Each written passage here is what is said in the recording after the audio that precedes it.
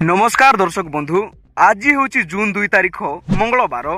आज मुख्य तथा केतोटी गुरुत्वपूर्ण सटीक खबर गुड़िक जानापी भिडटी को संपूर्ण देखंतु एवं चैनल रे जदि नुआ थिले चैनल को सब्सक्राइब करी पाखरे थिबा बेल आइकन को क्लिक कर दियंतु।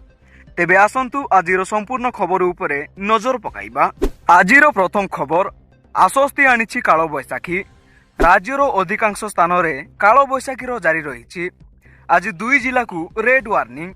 प्रबल वर्षा बिजुली घड़घड़ी सह घंटा प्रति 60 रु 70 किलोमीटर बेगरे पवन बहिबार संभावना रही। आज कंधमाल और गजपति जिला को रेड वार्निंग जारी करिछि पाणीपाग विभाग एवं आगामी 4 दिन जाए राज्य में एहिभଳି प्रबल वर्षा लगी रहिबो बोली पाणीपाग विभाग पक्षरु सूचना दिया जाइछि। परवर्ती खबर आज राज्य में एसआईआर कार्यक्रम आरंभ। 3,33,69,000 भोटर पाखक जीवे बीएलओ। जून 28 तारिख जाए चलिबो एही एसआईआर कार्यक्रम। एसआईआर कार्यक्रम पाई 45,255 जन बूथ लेवल अधिकारी नियुक्ति होइछन्ति एवं एसआईआर कार्यक्रम पाई 3,33,69,000 भोटर पाखक जीवे बीएलओ।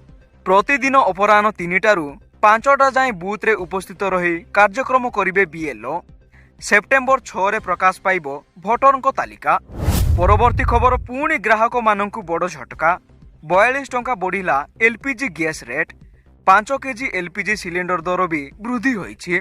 परवर्ती खबर विकसित भारत रे विकसित ओडिशा पाई 2036 सुधा राज्य रे दुग्ध उत्पादन को 2 गुण ऊर्ध्व करने को लक्ष्य रखिछन्ति।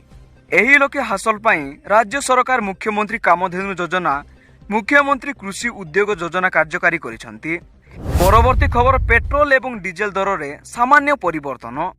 आज भुवनेश्वर रे पेट्रोल दर 109 टंका रहिथिबा बेले डीजेल दाम प्रति लिटर पिछा 100 टंका 77 पैसा रहिछि। परवर्ती खबर कटक फ्रेश छक माछ मार्केट रे भयंकर अग्निकांड। अग्निकांड रे पूरा माछ मार्केट जली पड़ी छारकार होई जाइछि। पाखापाखि 30 रु अधिक दुकान पड़ी जाइछि। माछ मार्केट निकटस्थ बैंक ऑफ इंडिया रे मध्य निया लागि जाइछि। निया शॉर्ट सर्किट जोगु अग्निकांड होइथिबा अनुमान करा जाइछि। अग्निकांड रे लक्षाधिक टंकार संपत्ति नष्ट हो जाइछि बोली सूचना मिलिछि। परवर्ती खबर स्थिर रहिछि सुना और रूपा दाम। किनिबा पूर्वरु जानंतु कोन रहिछि आजिर सुना और रूपार नुआ दाम।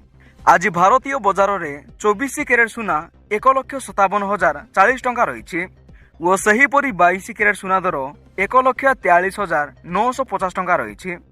एवं यह व्यतीत ओडिशार राजधानी भुवनेश्वर रे 24 कैरेट सुना 10 ग्राम पिछा 1,57,040 टंका रही बेले 22 कैरेट सुनार नुआ दाम 1,43,950 टंका रही। तेणु एहीपरि गुरुत्वपूर्ण खबर गुड़िक जानिबा पई चैनल को सब्सक्राइब करी रखि थांतु।